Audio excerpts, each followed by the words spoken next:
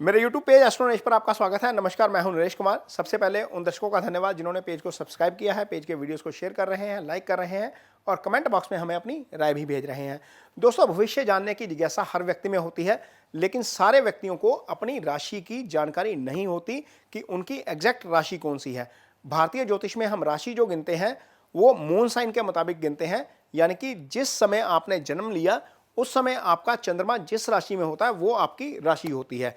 सामान्य तौर पर राशिफल दो तरीके से देखा जाता है। कुछ लोग मून साइन से देख लेते हैं, कुछ लोग प्रचलित नाम के लिहाज से देख लेते हैं। लेकिन नाम के लिहाज से भी कुछ लोगों को पता नहीं होता। उन्हें अपने नाम का फर्स्ट लेटर पता होता है लेकिन राशि नहीं पता होती। यहां पर हम आपको बताएंगे कि यदि आपका नाम एल से शुरू होता है तो आपकी राशि मेष बनती है, क्योंकि एल नाम वाले व्यक्ति भरणी नक्षत्र में पैदा होते हैं और भरणी नक्षत्र शुक्र का नक्षत्र है और राशि निकलती है मेष। इस नक्षत्र में पैदा होने वाले, इस राशि में पैदा होने वाले जातकों की नेचर कैसी होती है, प्रकृति कैसी होती है, खूबियां क्या है, खामियां क्या है, इन व्यक्तियों का 2024 कैसा रहेगा, इस तमाम विषयों पर बात करेंगे। लेकिन सबसे पहले आपको बताएंगे कि आपकी खूबी क्या है और आपकी कमजोरी क्या है। तो जो मेष राशि के जातक होते हैं, बेसिकली ये फायरी साइन है। ये मेष राशि जो है ये अग्नि तत्व की राशि है, इसलिए थोड़ा सा गुस्सा ज़्यादा होता है, एग्रेशन ज़्यादा आ जाता है कई बार। और इस राशि के जातकों का स्वामी जो है वो मंगल होता है। मंगल एनर्जी का कारक है, हरदम एनर्जी से भरपूर नजर आएंगे ये लोग आपको। पहले तो झगड़ा नहीं करेंगे, लेकिन जब झगड़ा करने पे आएंगे फिर इनके साथ पंगा लेना बड़ा मुश्किल है। मीन्स ये फिर सामने वाले को टिकने नहीं देते। ये इनकी खासियत होती है, ये इनकी पॉजिटिव पॉइंट है। लेकिन सबसे ज़्यादा जो नेगेटिव पॉइंट है यही साबित होता है कई बार, क्योंकि एनर्जी ज़्यादा है, एग्रेशन ज़्यादा है, तो ये ओवर स्पीडिंग बहुत करते हैं। मंगल की राशि है ना, तो इनको एडवेंचर करने का ज़्यादा शौक होता है, तो ये कई बार उसी चक्कर में चोट चपट के शिकार भी हो जाते हैं। तो ये चीज़ इनमें होती है। ये चूंकि मूवेबल साइन है, जो मेष राशि है वो मूवेबल साइन है। इसकी प्रकृति होती है मेष राशि की, इसकी नेचर है कि ये मूवेबल साइन है, यानी कि एक काम किया आगे दूसरा भी कर लेंगे, थकावट नहीं महसूस करेंगे, आगे तीसरा भी कर लेंगे, चलते ही जाएंगे।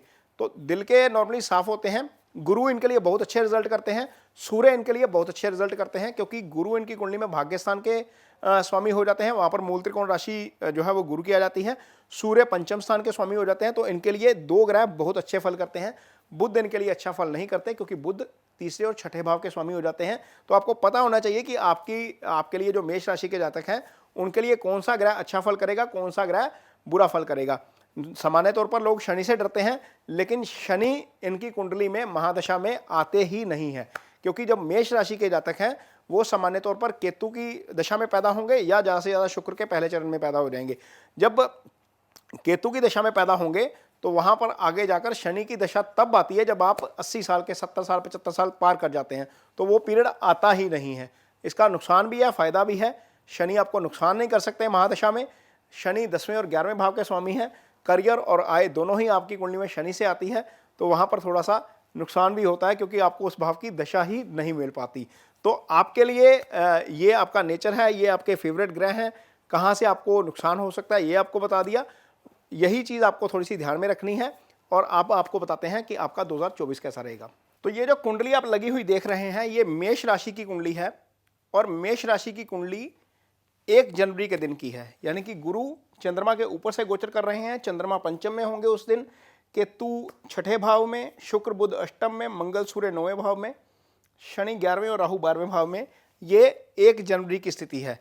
लेकिन सबसे पहले थोड़ी सी शुभ डेट्स नोट करिए जो आपके लिए बहुत अच्छी होने जा रही हैं, और 3 ग्रह भी ऐसे बताऊंगा जो आपको बहुत अच्छे फल देंगे 2024 में। तो सबसे पहले जो डेट्स हैं वो डेट्स हैं 15 जनवरी से लेकर 15 मार्च तक की डेट्स हैं। जब सूर्य, देखिए जो सूर्य की पोजीशन है यहाँ पर है, तो लगभग 15 जनवरी को सूर्य यहाँ पर आ जाएंगे।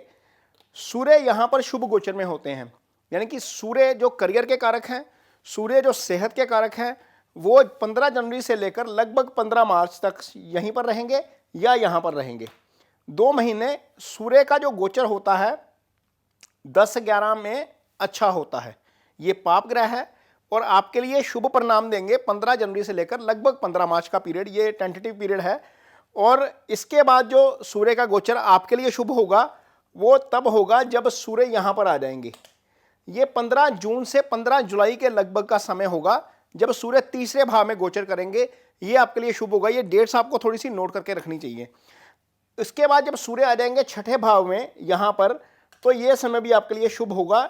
ये समय होगा लगभग 15 सितंबर से 15 अक्टूबर तक का। तो 15 सितंबर से 15 अक्टूबर, 15 जून से 15 जुलाई और 15 जनवरी से 15 मार्च तक का समय आपके लिए अच्छा है। इस समय में सूर्य के गोचर के लिहाज से आप जो है वो कोई भी काम करेंगे इस दौरान तो आपको उसके अच्छे फल मिलेंगे, बेहतर फल मिलेंगे, क्योंकि सूर्य जो है वो आपकी आत्मा होती है। एस्ट्रोलॉजी के लिहाज से सूर्य में ही प्राण शक्ति है, सूर्य ही करियर के कारक हैं, सूर्य ही आपको एनर्जी देते हैं और सूर्य से ही आपका जो है वो हेल्थ भी फिट रहती है। तो ये एक इंपॉर्टेंट फैक्टर था जिसकी जानकारी आपको होनी जरूरी थी। दूसरी चीज यह है कि गुरु यहां पर गोचर कर रहे हैं 1 जनवरी को, लेकिन पूरे 4 महीने बाद यानी कि 30 अप्रैल को, 1 मई को ये गुरु यहां पर आ जाएंगे दूसरे भाव में। तो अब नोट करिए, गुरु का गोचर आपके लिए शुभ हो जाएगा। फिलहाल गोचर जो केंद्र में चल रहा है वो शुभ नहीं माना जाता, लेकिन गुरु का गोचर शुभ हो जाएगा दूसरे भाव में। चंद्रमा से दूसरे गुरु बहुत शुभ फल देते हैं। उसका कारण यह है, जब गुरु यहां पर हैं तो आपका दशम एक्टिवेट करते हैं, यहां पर 9th दृष्टि जाती है उनकी, छठे को एक्टिवेट कर देते हैं। तो ये जो ट्रायंगल एक्टिवेट हो जाता है आपको उससे बहुत फायदा होता है। धन स्थान में गुरु की उपस्थिति बहुत जो है वो फायदे का सौदा साबित होगी। शनि ऑलरेडी शुभ गोचर में है, 2024 पूरा शनि यहीं पर रहेंगे और 11वें भाव में शनि अपनी मूल त्रिकोण राशि में आपको बहुत अच्छे फल देंगे। केतु यहां पर छठे भाव में है, केतु का गोचर आपके लिए शुभ है। तो 3 बड़े ग्रह शनि, केतु और गुरु आपके लिए बहुत भाग्यशाली साबित होंगे 2024 में। अब बात करेंगे कि आपको कर्म के लिहाज से कैसा रहेगा, जॉब के लिहाज से, बिजनेस के लिहाज से कैसा रहेगा ये साल, और आपका रिलेशनशिप के लिहाज से कैसा रहेगा। तो सबसे पहले बात करेंगे कर्म की और आय की। यहाँ पर ये देखिए, ये जो राशि है यहाँ पर, ये मकर राशि है और ये शनि की राशि है। अब इस भाव के स्वामी अपनी मूल त्रिकोण राशि में 11वें भाव में गोचर कर रहे हैं। शनि पाप ग्रह है, 11वें भाव में शनि का गोचर शुभ होता है, यानी कि शनि शुभ गोचर में है। कर्म स्थान और आय स्थान के स्वामी शुभ गोचर में आ जाते हैं तो आपको उसका अच्छा रिजल्ट मिलता है। यानी कि 2024 में मेष राशि के जातक जो भी प्रयास करेंगे काम को लेकर, करियर को लेकर, जॉब को लेकर, अपने कारोबार को लेकर, वहां पर उसके अच्छे फल मिलेंगे, क्योंकि शनि शुभ गोचर में है और शनि के पास ही आपकी कुंडली में कर्म स्थान और आय स्थान दोनों स्थानों की कमान है। तो आपको इसका काफी फायदा होगा। असली फायदा होगा अप्रैल के बाद, जब गुरु जो है वो दूसरे भाव में आ जाएंगे और गुरु की दृष्टि सीधा आ जाएगी दशम के ऊपर। ये भाव खाली है लेकिन इस भाव के ऊपर गुरु की दृष्टि रहेगी, तो आपको उसका बहुत फायदा होगा। ये भाव दशम का पंचम है, 1 2 3 4 5, यहां पर ये पंचम भाव जो होता है दशम का, यानी कि दूसरा भाव। यहां से हम फर्स्ट जॉब देखते हैं, यानी कि यदि आपकी मेष राशि है, आप 2024 में तैयारी कर रहे हैं कि आपको 2024 में जाकर प्रोफेशनल लाइफ में जाना है, जॉब करनी है, तो नई जॉब आपको निश्चित तौर पर मिलेगी। अप्रैल के बाद यह स्थिति ज्यादा बेटर हो जाएगी और 8 महीने, मई के बाद के 8 महीने आपके लिए नई जॉब के लिहाज से काफी अच्छे हैं। उसके बाद धन के लिहाज से तो अच्छे हैं ही, क्योंकि धन स्थान से ही गुरु जो है वो गोचर करेंगे। गुरु धन के कारक हैं और इस भाव के भी कारक गुरु होते हैं, तो यहां पर आपको इसका बहुत फायदा होगा। और ये जो दृष्टि बनेगी दशम और दूसरे भाव की, इससे आपको काफी फायदा होगा। अब यहां पर गुरु की एक दृष्टि जाएगी छठे भाव के ऊपर। अब छठा भाव क्या है, ये लगन का तो छठा है, इसको अशुभ भाव बोलते हैं, ये शुभ भाव नहीं होता।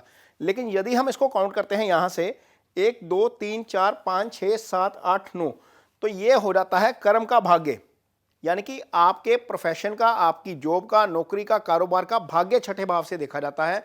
तो वहां पर गुरु की दृष्टि, वो भाव एक्टिवेट हो जाएगा।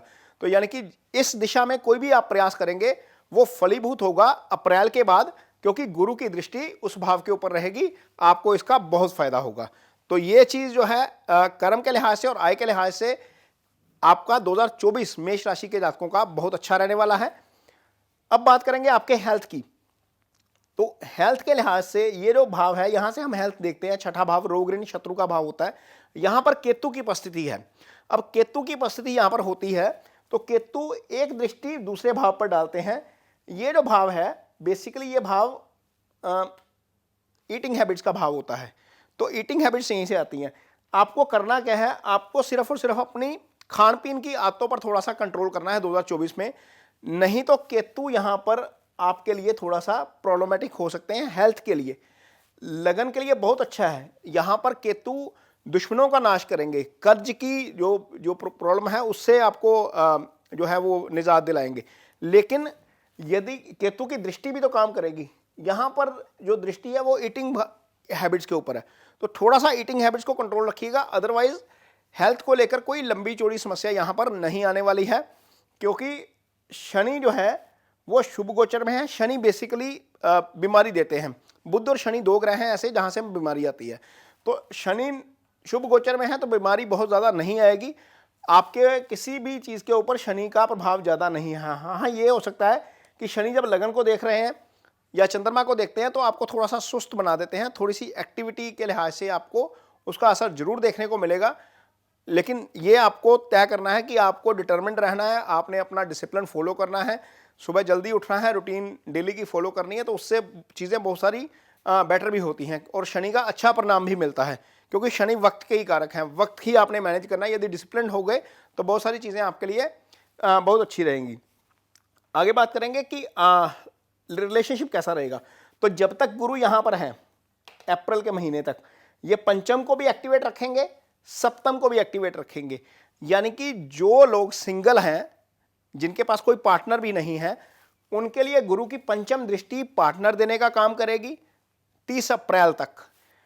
और सप्तम के ऊपर दृष्टि है पार्टनर को लाइफ पार्टनर में कन्वर्ट करने का भी काम करेगी। यानी कि रिश्ता भी हो सकता है, शादी भी हो सकती है। और पहले 4 महीने के दौरान ही वैलेंटाइन का महीना भी आता है ना। और पहले 4 महीने के यानी कि मतलब साफ है कि रिश्ता भी हो सकता है और वो रिश्ता शादी में भी कन्वर्ट हो सकता है। और पहले 4 महीने के दौरान जब गुरु यहाँ पर देख रहे हैं, उसी दौरान वैलेंटाइन का महीना भी आता है फरवरी का, तो हो सकता है कि आपको एक नया पार्टनर मिल जाए। तो रिलेशनशिप के लिहाज से ये स्थिति है।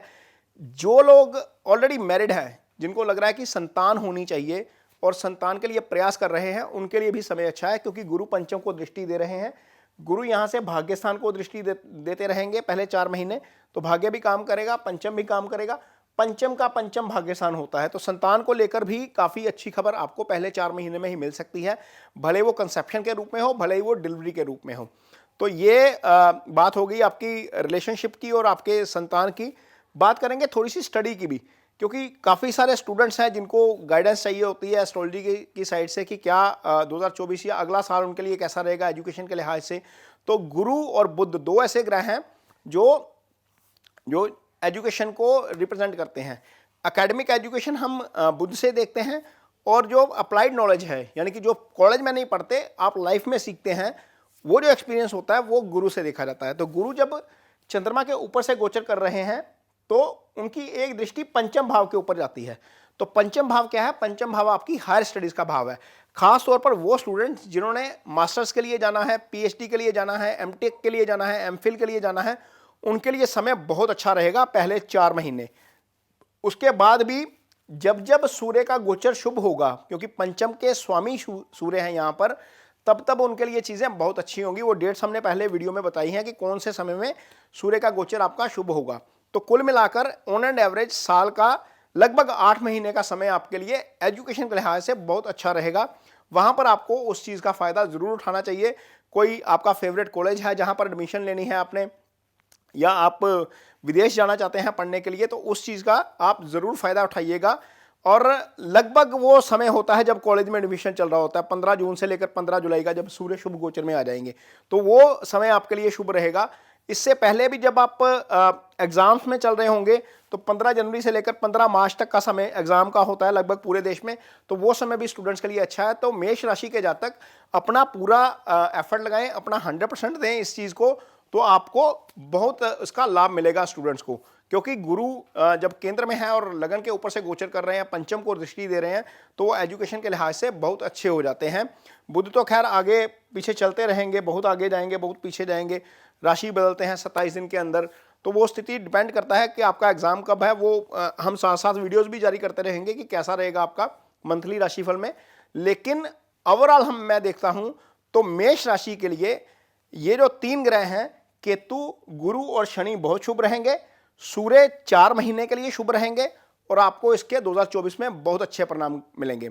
उम्मीद करते हैं कि आपका 2024 बहुत अच्छा रहेगा, मंगलमय रहेगा। आप नई तरक्कियां करेंगे और नए मुकाम हासिल करेंगे लाइफ में, भले ही प्रोफेशनल लाइफ है, भले ही आपकी एजुकेशन लाइफ है, भले ही आपका रिलेशनशिप का मामला है। मुझे उम्मीद है कि भगवान जो है वो आपके ऊपर मेहरबान रहेंगे। ये वीडियो आपको कैसा लगा इस पर कमेंट बॉक्स में अपनी राय जरूर दीजिए। यदि ये वीडियो अच्छा लगे तो इसे शेयर जरूर करिए, पेज को सब्सक्राइब जरूर करिए। इसके साथ ही मुझे दीजिए इजाजत। नमस्कार।